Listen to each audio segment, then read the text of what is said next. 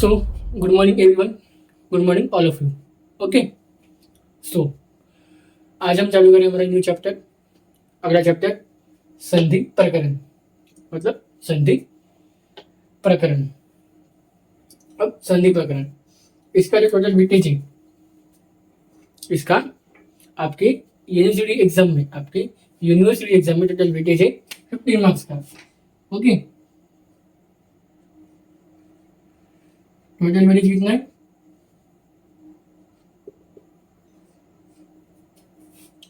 15 marks का। Okay, और 100% 15 marks का पूछा जाता है।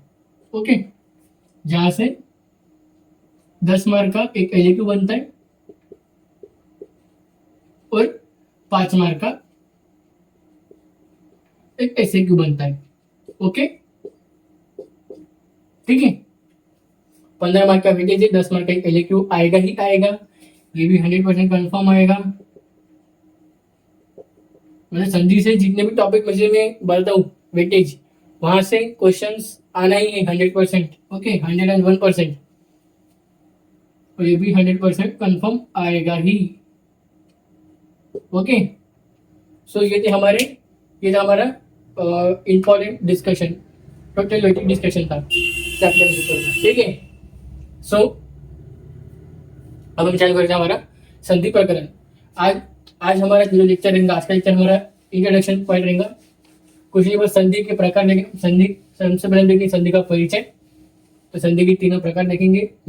संधि के मेन 3 प्रकार होते हैं: स्वर संधि, व्यंजन संधि और विसर्ग संधि। ओके, वो हम देखेंगे।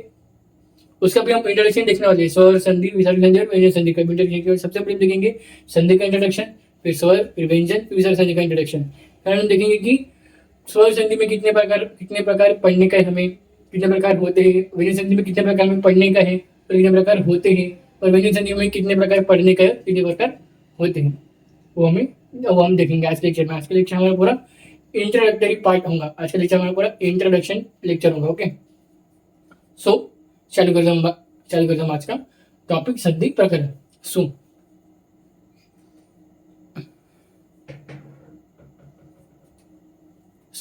पहले देखेंगे हम संधि में वर्ण मतलब क्या होता है। सबसे पहले देखते हैं वर्ण मतलब क्या होता है। संधि में सबसे बेसिक देखेंगे, संधि में बेसिक आगे सबसे नीचे का लेवल हम देखेंगे वर्ण क्या होता है। वर्ण मतलब क्या? वर्ण मतलब क्या? सो वर्ण मतलब क्या होता है कि सबसे छोटी इकाई, वर्णों की सबसे छोटी इकाई को ही वर्ण कहते हैं। वर्णों की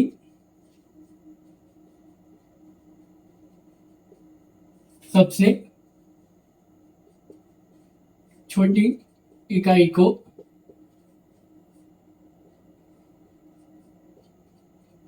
वर्ण कहते हैं। ओके, वर्णों की सबसे छोटी इकाई को वर्ण कहते हैं हम। ठीक है, जैसे अब देखो, अब ये वर्ण आगे चल क्या करते हैं, अब ये वर्ण आगे चल क्या फॉर्म करते हैं? शब्द। ओके, और ये शब्द आगे चल क्या फॉर्म करते हैं? वाक्य। अगर हम वर्ण वर्ण से हम क्या बनाते हैं? शब्द बनाते हैं, और शब्द से हम क्या बनाते हैं? वाक्य बनाते हैं। ओके,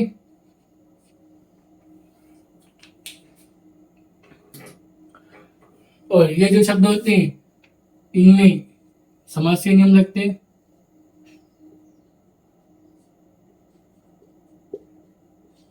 आगे जाकर हम पढ़ेंगे। और ये जो वाक्य में, तो आपको पता है कि वाक्यों में हमें कारक को ही जुड़ना पड़ता है, तो इसमें कारक के नियम लगते हैं। तो वाक्य में किसे लगते हैं? कारक के। ओके, बस ये आपको बस याद रखनी है, ऐसे भी रचना मारना कुछ काम नहीं है, तो बस याद होना चाहिए। बेसिक इंट्रोडक्शन है, आपको याद होना चाहिए, याद होना चाहिए। ओके, ठीक है। तो हम देखते हैं अब संधि मतलब क्या। वर्ण देखते हैं। वर्ण मतलब सब वर्णों की सबसे छोटी इकाई को हम वर्ण बोलते हैं। वर्ण से शब्द बनते हैं, शब्द से वाक्य बनते हैं, तो शब्द में समास के नियम लगते हैं, और वाक्य में कार्य के नियम लगते हैं। ओके,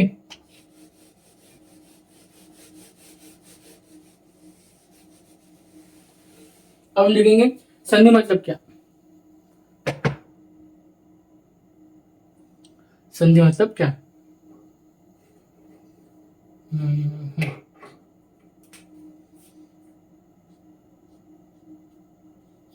सिंपल संधि मतलब क्या, जो कि आज का हमारा टॉपिक ही है, इंट्रोडक्शन टू संधि। सो संधि मतलब क्या? सो दो या दो से अधिक वर्णों के बीच में, दो वर्णों के बीच में विकार आने से, मतलब दो वर्णों के निकट आने से जो विकार उत्पन्न होता है, क्या बोले कि दो वर्णों के निकट, निकट मतलब नजदीक, नजदीक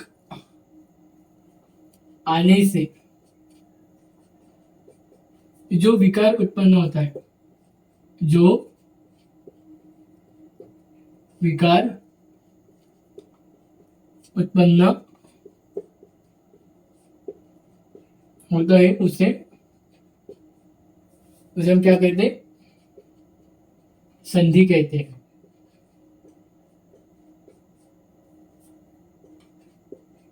ओके, दो वर्णों के निकट आने से जो विकार उत्पन्न होते हैं मुझे संधि। अब संधि शब्द बना किससे, वो देखते हैं हम। संधि की उत्पत्ति देखते हैं हम, संधि की व्युत्पत्ति। संधि की व्युत्पत्ति कैसे हुई है, कौन से शब्द है, कौन से धातु है, कौन से प्रत्यय से हुई देखेंगे। सम उपसर्ग प्लस, सम प्लस धातु कौन सा, धा, और की प्रत्यय। ठीक है, मतलब सम धातु, सम धातु में उपसर्ग है ना, सम उपसर्ग प्लस धा धातु प्लस की प्रत्यय। ठीक है, प्रत्यय, जिससे आपका संधि शब्द बना है। ठीक है,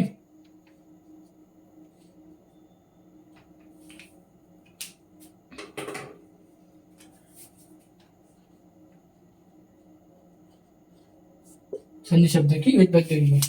सम उपसर्ग प्लस धा धातु प्लस की प्रत्यय को जोड़कर संधि शब्द की व्युत्पत्ति होती है। संधि मतलब दो वर्णों के निकट आने से जो विकार उत्पन्न होता है उसे हम संधि कहते हैं। सब उदाहरण देख लेते हैं। एक इस लाइन को समझने के लिए हम एक उदाहरण देख लेते हैं जो कि आपको समझ में आ जाएगा। ठीक है, इस में सम उपसर्ग प्लस धा धातु प्लस की प्रत्यय को जोड़कर संधि शब्द बनाए।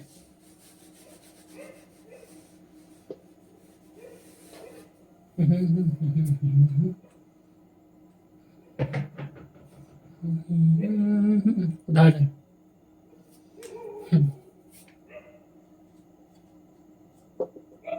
उदाहरण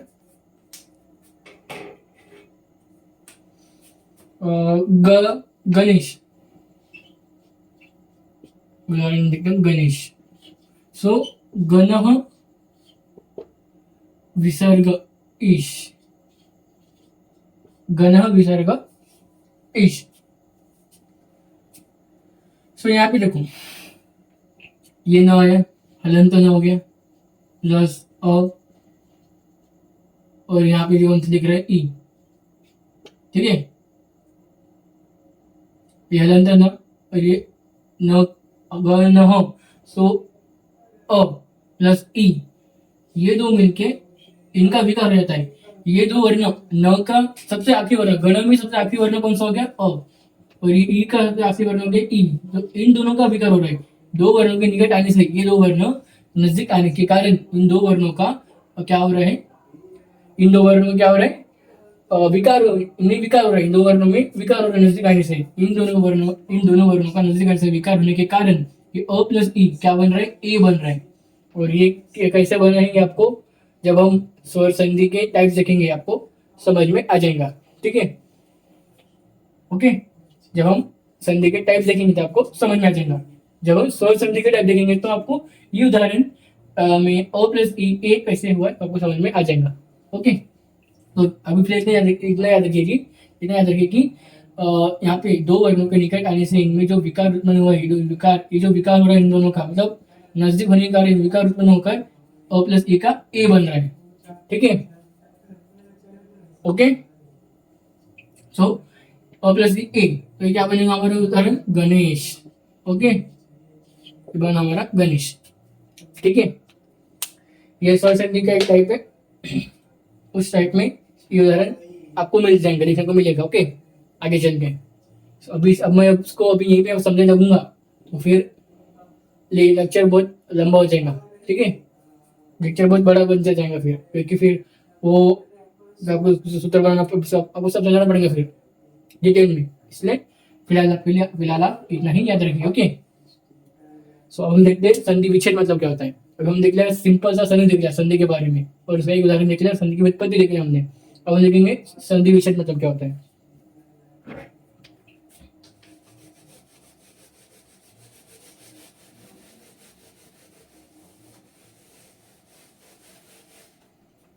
संधि विच्छेद मतलब क्या होता है।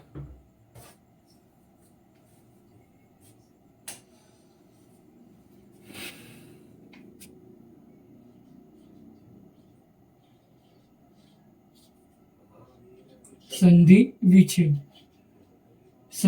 मतलब क्या होता है। संधि पदों को अलग अलग करना ही संधि विच्छेद कहते हैं। संधि युक्त पदों को अलग अलग करना, संधि युक्त पदों को अलग अलग करना ही संधि विच्छेद कहलाता है। ओके, कहलाता है। ओके, तो संधि युक्त पदों को अलग अलग करना ही संधि विच्छेद कहलाता है। ठीक है, सो इसमें उदाहरण ले सकते हैं गणेश क्विज, जैसे हमने उसके पहले उदाहरण हमने गणेश को जो दो विसर्जन का विग्रह करके जोड़ा था, अभी वो जो जोड़ा हुआ गणेश उस शब्द को विग्रह करना पड़ेगा। ठीक है, तो कैसे देखते हैं, देखो ये हमारा उदाहरण गणेश है। ओके, अभी इसका विसर्जन करने का था, अब इसके करने का विसर्जन करने का है। विसर्जन करेंगे, विग्रह करेंगे हम इनको, तो गण प्लस ईश, गण प्लस ईश।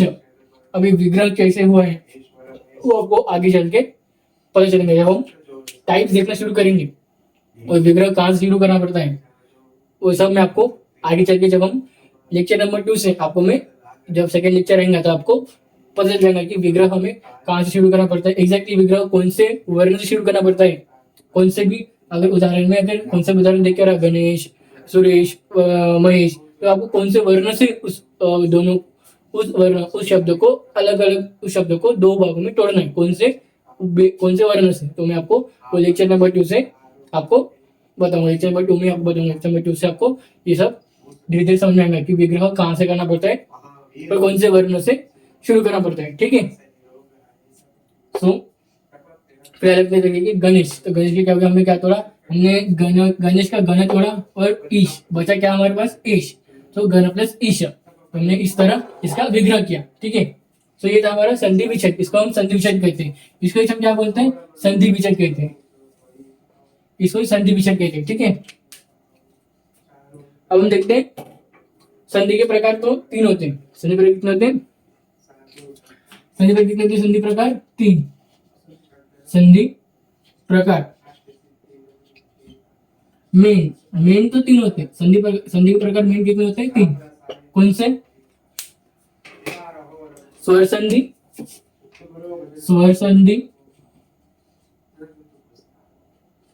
व्यंजन संधि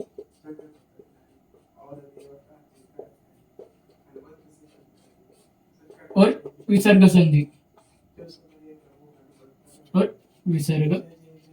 संधि ओके, सो अब हम देखेंगे स्वर संधि मतलब क्या, विसर्ग संधि मतलब क्या, विसर्ग संधि मतलब क्या, हम ये देखेंगे। ठीक है,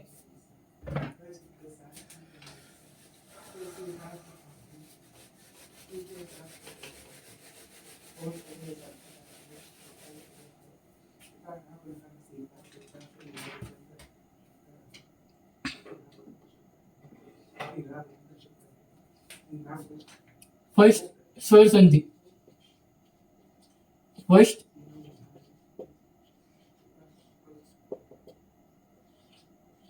स्वर संधि मतलब क्या। अब देखो, अगर स्वर प्लस स्वर आया, अगर स्वर प्लस स्वर, अगर स्वर प्लस स्वर रहा तो क्या होगा, स्वर संधि।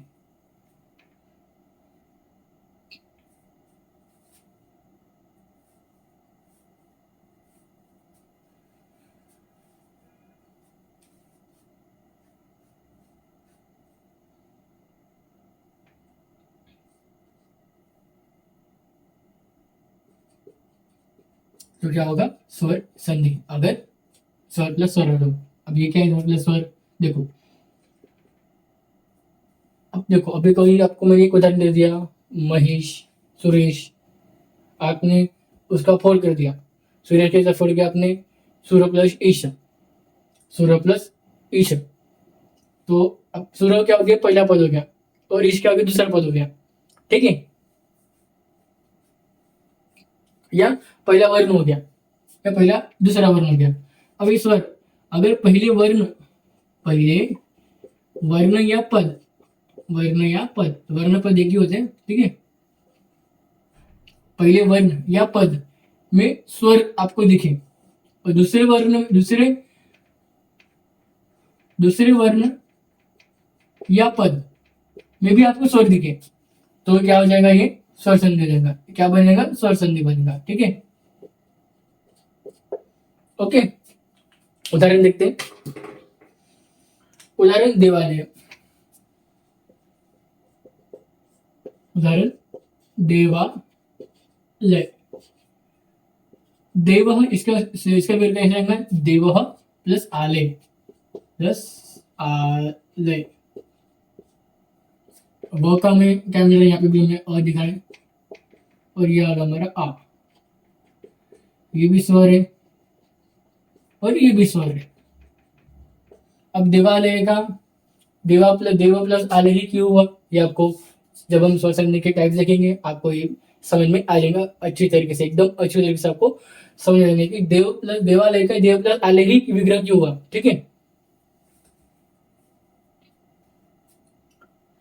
और विग्रह कहाँ से शुरू करना पड़ता है वो भी मैं आपको बता, सबसे पहले तो सेकंड लेक्चर में आपको ये बता दूंगा कि विग्रह कौन से वर्ण से शुरू करना पड़ता है, हमेशा विग्रह हमें कौन से वर्ण से शुरू करना पड़ता है, वो आपको मैं सेकंड लेक्चर में बता दूंगा। सबसे पहले मैं आपको सेकंड लेक्चर में वही बताऊंगा, फिर हम जो हमारा आगे का टॉपिक रहेगा वो शुरू करेंगे। ठीक है, जब जिसके कारण आपको समझ में आ जाएगा कि जिसके कारण हम समझाएंगे विग्रह कहाँ से होगा, आपको समझ, ये आपको क्लियर हो जाएगा सेकंड लेक्चर से। ठीक है, विग्रह कौन सा वर्ण से होता है, कभी भी कौन से भी शब्द में। ठीक है, सो देव प्लस आले, फिलहाल अभी के लिए तो आप इतना याद रखें। देव प्लस आले का विग्रह किया हमने, देव का अ, देव से हमें क्या मिला, यहाँ पे अ मिला हमें, और यहाँ पे आ मिला, और ये आ भी स्वर, अ भी स्वर है, आ भी स्वर है, तो ये दोनों भी स्वर आने से क्या हो गया, स्वर संधि हो गया। क्या हो गया, स्वर संधि हो गया। ठीक है, तो ये सिंपल सा था स्वर संधि, इतना ही था स्वर संधि के बारे में। ओके, देखते हैं स्वर संधि को क्या बोलते हैं, देखो स्वर संधि को हम और संधि भी बोलते हैं, अच संधि भी कहते हैं। स्वर संधि को क्या बोलते हैं, अच संधि, स्वर संधि क्या बोलते हैं, अचह संधि भी बोलते हैं। ठीक है, बस अब नेक्स्ट व्यंजन संधि, व्यंजन संधि को कौन संधि बोलते हैं, हल संधि भी बोलते हैं। ठीक है,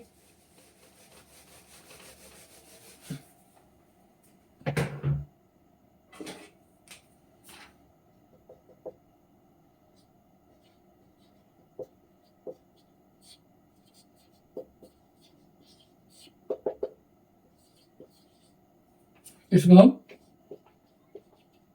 हल संधि भी बोलते हैं।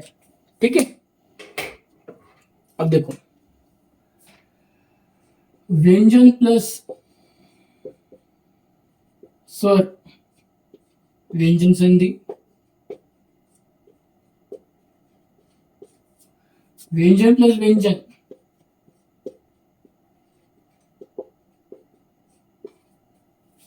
फिर भी व्यंजन संधि। कैसे? देखिए, अगर पहले पद या पहले वर्ण में व्यंजन रहेगा, दूसरे पद या दूसरे वर्ण में स्वर रहेगा, तो व्यंजन प्लस स्वर मिलकर क्या बनेगा? व्यंजन संधि बनेगा, वो व्यंजन संधि बनेगा। अगर पहले पद में व्यंजन, दूसरे पद में भी व्यंजन रहेगा, पहले पद में पहले वर्ण में व्यंजन रहेगा, दूसरे पद दूसरे वर्ण में व्यंजन रहेगा, फिर भी वो व्यंजन संधि ही बनेगा। ठीक है, और उदाहरण देखते हैं इसका।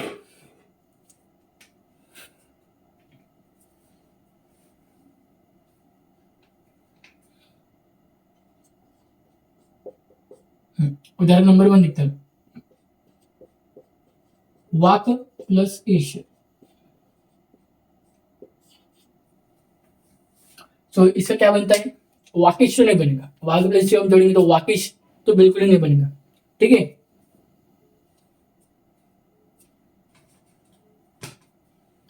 तो देखो ई का हलन, वाकिश तो बिल्कुल बनेगा तो वाकिश नहीं, लेकिन देखो यहाँ पे व्यंजन है, ये व्यंजन है और ये भी व्यंजन है।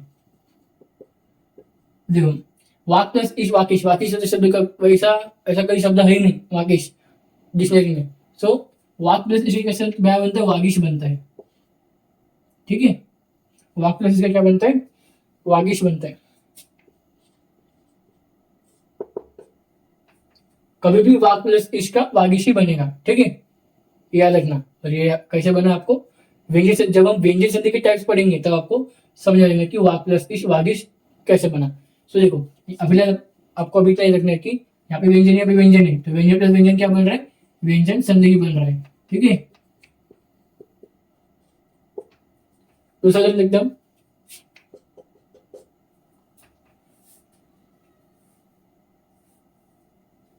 व्यंजन व्यंजन व्यंजन प्लस स्वर, सॉरी व्यंजन प्लस स्वर, ई स्वर है। ओके, मेरे ध्यान में, मैंने ध्यान ही नहीं था कि ई है। ठीक है, सो व्यंजन प्लस स्वर क्या बना?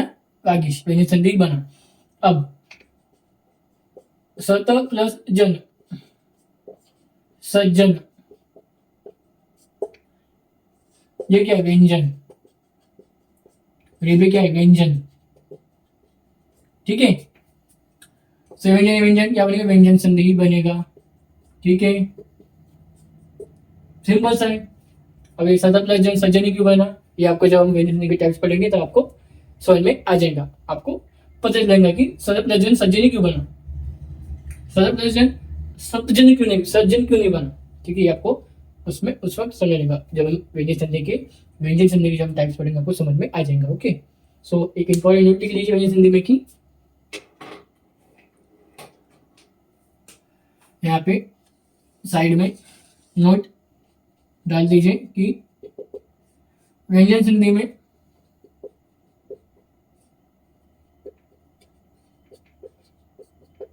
हमेशा पहला वर्ण या पहले पद में, हमेशा पहला वर्ण या पद में व्यंजनी होगा, व्यंजनी होगा। ओके, ठीक है, आप नोट कर लीजिए और मैं नोट कर लेंगे। ठीक है, सो अब हम देखते हैं थर्ड विसर्ग संधि।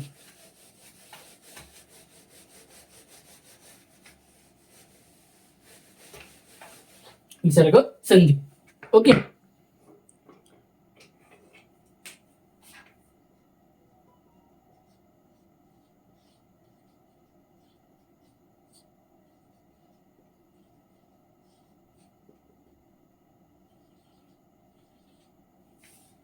विसर्ग संधि।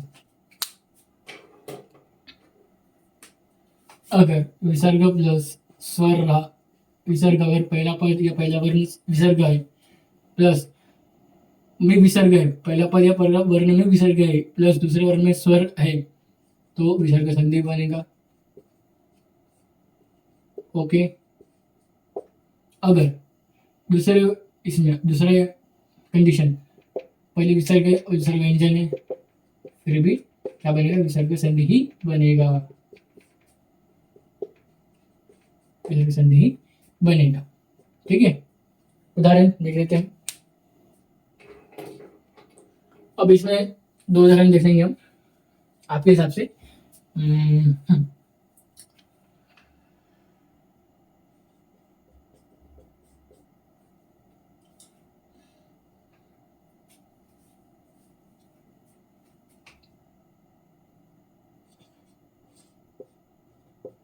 मीना हूं,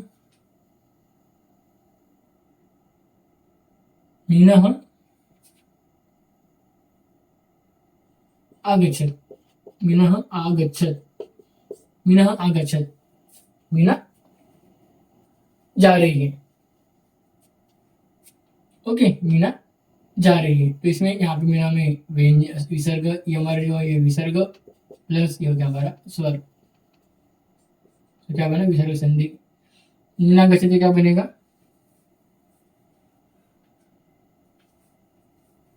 मीनू आगच्छत्,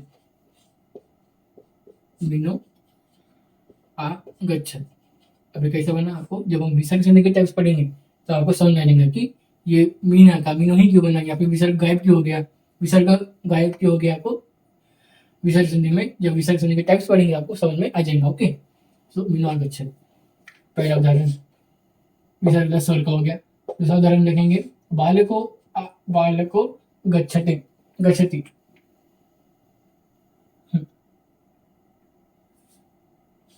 आगच्छति, आगच्छति, बालको गच्छति, बालको, बालका, बालका गच्छति, ये विसर्ग प्लस ये व्यंजन, तो क्या बनेगा, विसर्ग संधि बनेगा। ओके, यहाँ पे भी विसर्ग संधि ही बनेगा, संधि ही बने। सो बालिका गच्छति का बालको गच्छति बनेगा, बालको गच्छति। ठीक है, सो ये था हमारा सिंपल सा विसर्ग संधि का इंट्रोडक्शन। आज हम देखा विसर्ग संधि का इंट्रोडक्शन, स्वर संधि का इंट्रोडक्शन, व्यंजन संधि का इंट्रोडक्शन देखा हमने। ठीक है,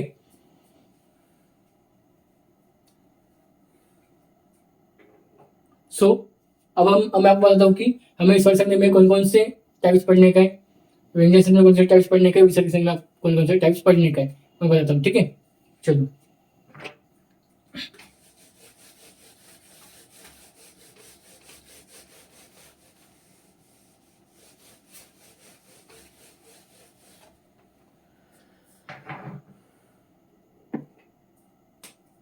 इधर लिखिए स्वर संधि,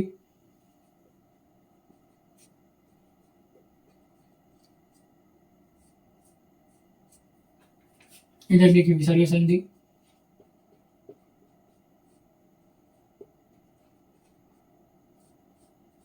इधर लिखिए व्यंजन संधि।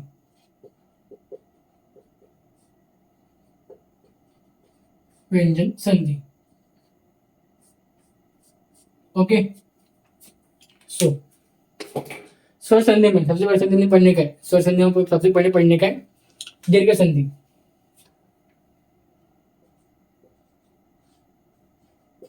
दीर्घ संधि, स्वर संधि पढ़ने का दीर्घ संधि। फिर हम सर पढ़ने का गुण संधि,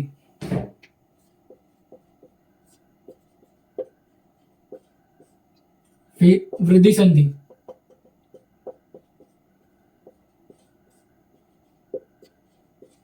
मैंने पढ़ने का है दीर्घ गुण वृद्धि, दीर्घ गुण वृद्धि, ज्ञान संधि,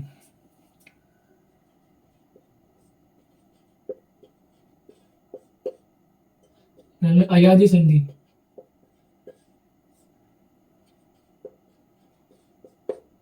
पढ़ने का पूर्व रूप संधि,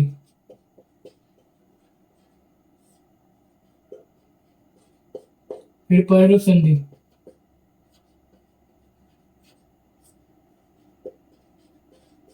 फिर प्रकृति भाव संधि,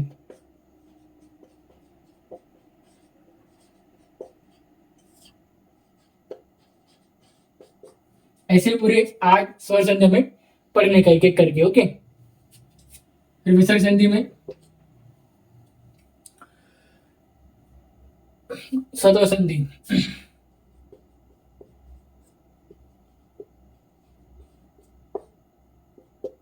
दूसरा ऋत्व संधि,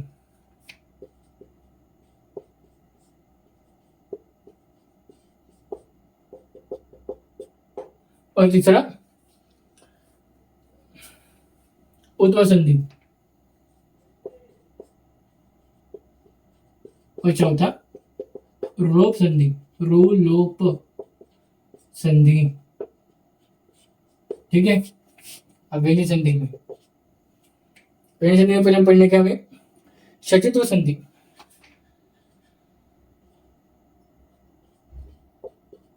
षचित्व षचित्व संधि, दूसरी षड्यत्व संधि, षड्यत्व ये शाळे का श, ये षटबंध का श, षड्यत्व संधि। ओके, विसर्ग संधि में से 4 ही पढ़ने के। ओके, सत्व, ऋत्व, उत्व और रुलोप संधि। ठीक है, फिर जशत्व संधि,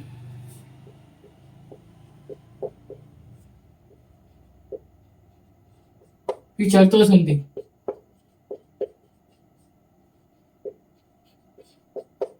फिर 5वां में पढ़ने का है दैट इज अनुस्वार संधि,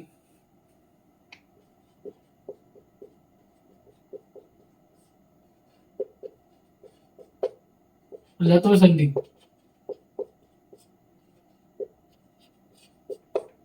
और फिर लास्ट परसवर्ण संधि।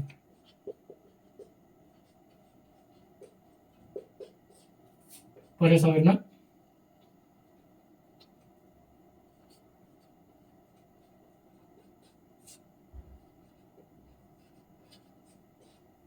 ठीक है। तो षड्यत्व, जशत्व, चरत्व, अनुस्वार, लत्व, परसवर्ण। स्वसंधि में दीर्घ, गुण, वृद्धि, यन, अयादि, परवरूप, पररूप और प्रकृति भाव, ये हमें 8 संधि स्वरसंधि पढ़ने का एक एक करके जो हम पढ़ेंगे। विसर्ग संधि में सत्व, ऋत्व, उत्व, रुलोप, ये 4 जो हम आगे चल के पढ़ने वाले हैं। विसर्ग संधि में षड्यत्व, जशत्व, चरत्व, अनुस्वार, लत्व, परसवर्ण, ये भी हम आगे चल के पढ़ने वाले हैं। सो स्वरसंधि के 8,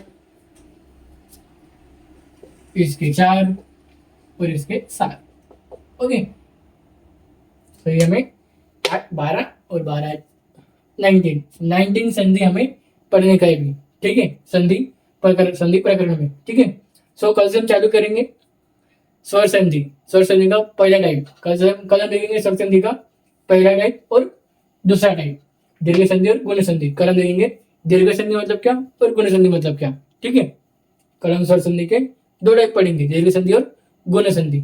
ओके, सो आज के लेक्चर हम यहीं पे रोकते हैं। ठीक है, सो लेक्चर एंड करने से पहले आप बता दो 2-3 चीजें।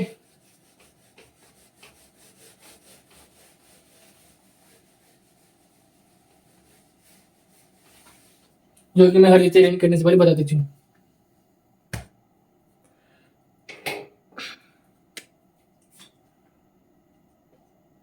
हमारा सबसे बड़ा चैनल है यूट्यूब चैनल,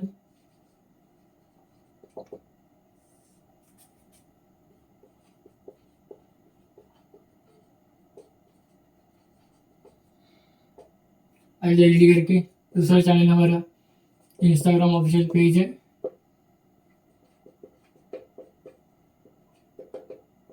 वो भी हमारा आयुर्वेदा रियलिटी करके। ठीक है, तीसरा हमारा व्हाट्सएप ऑफिशियल ग्रुप अभी शुरू हो चुका है, अभी मतलब 2 दिन हो चुके हैं। ठीक है, अभी आयुर्वेदा करके, आयुर्वेदा रेडी करके। चौथा हमारा शुरू किया, हाँ शुरू से टेलीग्राम चैनल। बस हमारे ये टेलीग्राम चैनल का ही नाम अलग है, क्या है, BMS first year notes and lectures, BMS first year notes and lectures. Okay, so YouTube channel में डेली लेक्चर्स आता हूँ सो आपको क्या करने का है, लाइक एंड सब्सक्राइब करने का मेरे चैनल को, जिसके कारण आपको डेली लेक्चर्स अपडेट्स मिलते रहे। इंस्टाग्राम ऑफिशियल पेज में डेली लेक्चर के अपडेट्स डालता हूँ। डेली लेक्चर के अपडेट इंस्टाग्राम ऑफिशियल पेज डालता हूँ मैं। व्हाट्सएप ऑफिशियल ग्रुप और टेलीग्राम चैनल में daily video link lecture plus notes आते हैं। ओके, और व्हाट्सएप ग्रुप में मैं तभी के तभी आपका डाउट क्लियर करता हूँ। ठीक है, सो इंस्टाग्राम, व्हाट्सएप और टेलीग्राम, ये तीनों चैनल की लिंक आपको इस वीडियो के डिस्क्रिप्शन बॉक्स में मिल जाएंगे और जाके ज्वाइन कर लीजिए जल्द से जल्द। ठीक है, सो थैंक यू।